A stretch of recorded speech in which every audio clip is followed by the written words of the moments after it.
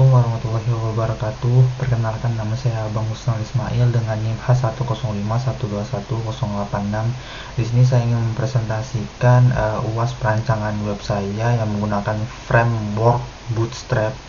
Oke, untuk framework Bootstrap sendiri saya gunakan Bootstrap CSS. Untuk framework Bootstrap CSS sendiri yaitu ini. Kemudian saya gunakan framework Bootstrap JS. Untuk frameworknya sendiri yaitu seperti ini. Dan juga yang terakhir saya gunakan framework dari Font Awesome, dimana pada bagian menu yang ada di navbar itu saya berikan icon di sebelah kiri menu tersebut. Dan juga ini bersifat open source, dimana itu frameworknya bisa digunakan ketika ada koneksi internet. Oke. Untuk Bootstrapnya sendiri saya pakai yang sudah disediakan oleh Bootstrap, yaitu navbar. Untuk tampilan navbarnya itu sendiri seperti berikut.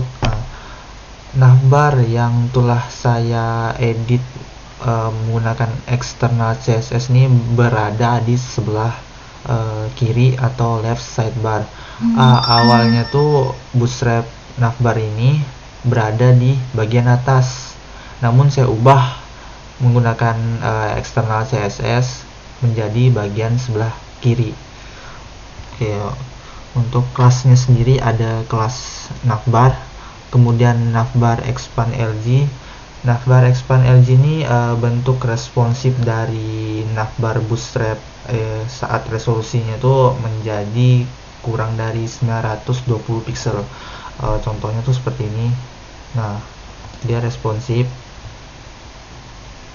Oke, kemudian navbar dark. Navbar dark ini untuk menu-menu yang ada di navbar nih warnanya awalnya tuh putih.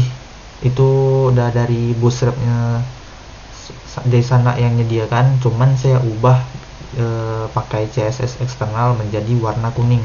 Untuk CSS nya sendiri itu pada tag A, kemudian di WebKit-nya untuk warnanya saya ubah jadi warna oranye agak keputihan. Oke, kemudian untuk background darknya itu ya warnanya warna dark hitam. Oke, kita lanjut di container fluid. Untuk div yang ngebungkus semua konten yang ada di navbarnya tuh yang Bootstrap sediakan nih kelasnya container fluid tuh adalah navbarnya nih width-nya itu full 100%. Jadi kalau misalnya kita cuma pakai kontainer doang, dia bakal nggak full 100%. Oke, kemudian kita ngebahas di bagian div class yang bagian button ya. Nah, untuk bagian button nih ketika dia di bawah 920 pixel tampilan layarnya, menu-menu yang ada di navbar ini bakal tersembunyi jadi button. Nah, itulah penggunaan dari button itu sendiri. Kemudian untuk kelas collapse-nya itu membuat button tadi tuh ketika dia di bawah 920 pixel, menu yang ada di navbar tuh bakal tersembunyi. Itu dari penggunaan kelas collapse yang Bootstrap sediakan. Dan juga ketika buttonnya ditekan, dia bakal menampilkan menu yang ada di navbar tersebut. Nah, kalau untuk penggunaan ID-nya sendiri ini ya ketika button ditekan dia bakal nampilkan menu-menunya. Itu tuh menggunakan bootstrap JavaScript. Jadi dieksekusi oleh bootstrap JavaScript itu sendiri. Oke.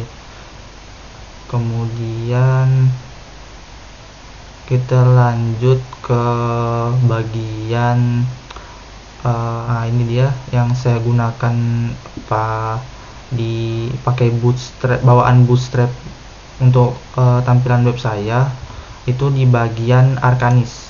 Untuk di bagian Arcanis sendiri nih saya pakai div class container yang ngebungkus semua konten-konten yang ada di dalamnya. Jadi itu dia nih buat nampung semua konten yang ada di dalamnya.